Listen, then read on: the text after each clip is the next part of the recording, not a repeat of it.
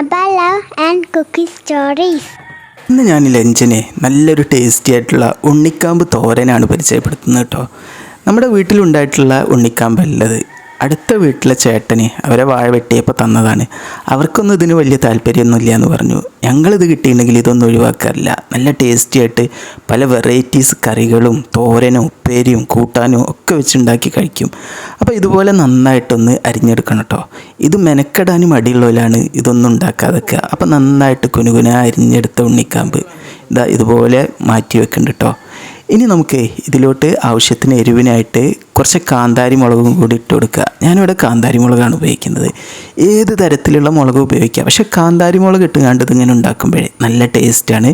ഇനി കുക്കറിലോട്ട് ഇതെല്ലാം ചെരിഞ്ഞ് കൊടുത്തിട്ട് ആവശ്യത്തിന് കല്ലുപ്പും ഒരു 1/4 കപ്പോളം വെള്ളം കൂടി ഒഴിച്ച് നന്നായിട്ടൊന്ന് ഒറ്റ വിസിൽ വരുന്നത് വരെ വേവിച്ചെടുക്കുക.